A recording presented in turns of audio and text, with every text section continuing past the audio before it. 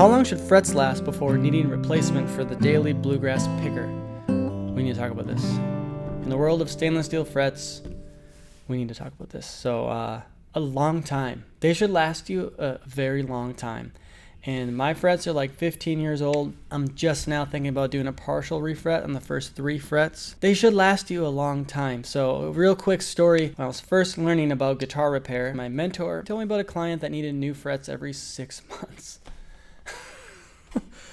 Which is crazy. That is so expensive and just ridiculous. So that's on the extreme side of things. Now, there is an argument then for stainless steel frets. If you haven't heard of stainless steel frets, they're just way more resilient than like the nickel steel or whatever kind of fret. There's a lot of materials that you can use.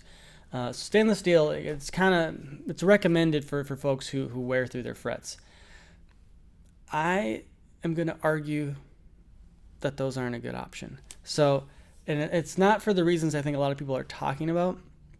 I'll give you just a little bit of an analogy that might work for you. So you ever think about like a table saw? There's a thing called a riving knife on it. It's that little shark fin, and it just makes it so the board doesn't kick back at you, which is very good. It's very safe. Although there's this question that does it actually make your table saw more unsafe? Now, I use one. Just so you know, I would use a riving knife. But there is an argument that when you let your guard down, no pun intended, you get all the safety features on your table saw or whatever tool you're using. You might let your guard down and be a little bit less cautious. And I think that stainless steel frets, it's kind of the same thing. You need frets every 6 months or every few years. It's not the fret's problem, right? It's the player's problem, and it's for the player to figure out. And if you don't have a fret to tell you that, then the wear is gonna show up somewhere else. That's all I'm trying to say, right? Anyway, but that was fun. Let's do another one. All right, a little Q&A session from some questions on my Instagram. Here's a good one. Any way to reverse damage from lack of humidity, like severe damage? So yeah, I'll show you 2. This is what I did forever, and I learned it from my teacher. You get these little cups, these little Glad cups, and cut yourself up a little sponge. You can do a bunch of them. I got a whole bunch of them. See, and put that in your guitar. Mask the hole off. You will slowly rehydrate your instrument, and you want it to be slow. You want to do it slow. Some folks put their guitars in a garbage bag and do something similar. But you gotta be obvious. You gotta be careful with these, right? You can over humidify your guitar, and you'll have similar problems. So problems of an under humidified guitar, well, you get deformation of the top. You start to have issues with your action and buzzing. You can get the same issues from an overhydrated guitar. Your braces will pop out because there's too much humidity inside your guitar. The glue joints fail, all that. So it is something you gotta be careful with. So then there's these. Well, it's this, but it's called like Restore or something. And it just kind of brings your guitar back to life. Now, if the damage is bad enough where like your braces are popped off or there's some structural issues that, you actually have to use some glue or maybe rebuild some things, yeah, that sucks, but it's still possible. You can take care of it. So I would just start by, making sure that thing is humidified. You gotta start there, I had a friend once tell me the same thing about water. If you want to have good health, it's almost not worth checking on any of your vitals until you're hydrated. So, I like my water with little bubbles in it. All right, best way to maintain finish on my old French polish. My 1923 Gibson gets a little hazy on the back. Oh boy, yeah, the old hazy French polish. I had a guitar I bought off Charlie a couple years back that we named it Leaky.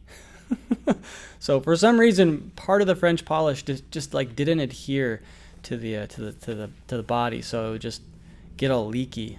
It was kind of weird. Anyway, yeah, French polish is basically just a method of taking shellac and just rubbing it on the guitar till it gets to a polish. And it's a beautiful, and it's not toxic. It's a great thing. It's my favorite kind of finish on a guitar. What's really cool about it is it'll actually kind of like absorb into itself. So if you find a spot on your guitar that's a little hazy, you can actually just take, some shellac and French polish it over that little hazy spot, and it should just buff out. And it's not really buffing out though. It's just like you're putting more on into that spot. And it's cool. It's like other finishes, you can't do that. You can actually do that. You can take shellac and rub it onto other finishes, like some kind of lacquered finish. I've never done that, but apparently you can. So yeah, I think Doug Proper has a video about that, and he's the man. So if he does it, you should do it. Now, I don't like doing finish stuff. I almost never do it because, even though it is non-toxic, it's still like alcohol and fuming and just stinks up the place. So I've got people coming in and out of here, the students and stuff. So I just don't really do much finish stuff. So I'm not the best answer for that, but I do know shellac is one of the most forgiving finishes. One thing to note, if you're cleaning your guitar, make sure you use a silicone-free cleaner. For whatever reason, the shellac just won't stick to silicone. So hopefully in the guitar's lifetime, it was never cleaned with something that has it in there. The bottle should say, and that is why it is recommended that you buy like some kind of proprietary guitar cleaner, because then you just know. Hopefully, Ideally, they're not lying to you, and they say silicone free, and it's true. So, anyway, yeah. But the shellac, that's a pretty forgiving finish as far as finishes go. It is more delicate though, so you do have to kind of upkeep it if you care. It's good that you care, man. All right, here we go. This is from Matt. This is one of my patrons over on Patreon, one of my favorite guys over there. So, Matt, what exactly does a neck rest do?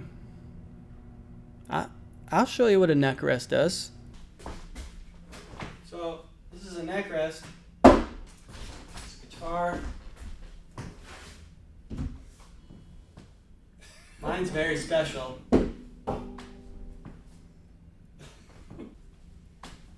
These are cool, man. I always wanted one of these when I was first learning. I don't know why. There's something so cool about a neck rest. So I get the question. I truly do. This is the first one I ever made. So my mentor had homemade ones, and I just coveted them. And so when I got my own space, one of the first things I did was make a neck rest, also called a neck cradle. This is the one I recently made. It's just made out of Doug fir, and then a little piece of leather. Protect the finish. This one's just a little taller, so it's a better height. I also have this nice little recess right there, and that just makes it so, again, I can put it up on end. It's nice for tuning the tuners. Nice, a lot of clearance. There's enough clearance here too, but it's just nicer. So that is what a neck rest does. Just keeps your guitar at a nice height, so when you're restringing it or working on it, fussing with it, it's just at a better height. And they're just cute, especially when you make your own. I had like a manufactured one. I gave it to Todd Albright recently for his van, because he restrings his 12 string in his van, and he needed a neck cradle. Okay, how does a neck reset work? I wonder if Matt meant neck reset. Is that what you meant, Matt? Well, anyway, those both came to me back to back, so that's interesting. So here we go. I happen to have a guitar that is about to get a neck reset. So here you go. Basically, all guitars end up getting one. Eventually, the strings are just so high that you can't adjust anything here any longer. You have to take the neck off and change the angle. So typically, the necks don't come off that easy. See these little holes here? You put some heat or steam. The old timers use steam. We just use dry heat these days. And you get these little probes in there, and they send steam into this. This is the dovetail. There's usually a lot of glue on there, and you just release that glue with heat or steam, and then you can just pop that neck out. And once you do that, the thing to do is to change the angle from here to here, and you make a taper ever so slightly. Like if you imagine let's over exaggerate, if our neck was like this, right? Imagine a straight line.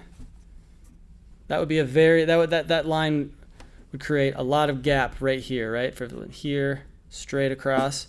So if we kicked that back, that line is now a lot closer to this fingerboard. That's what we're achieving by kicking the angle back. Okay, let's do 2 more here. So it's from a buddy of mine, more of an upkeep question, but how to clean frets, knobs, and noisy pots. So I don't really know a lot about the noisy pot stuff. I know people just spray some aerosol or something. There's some spray for pots.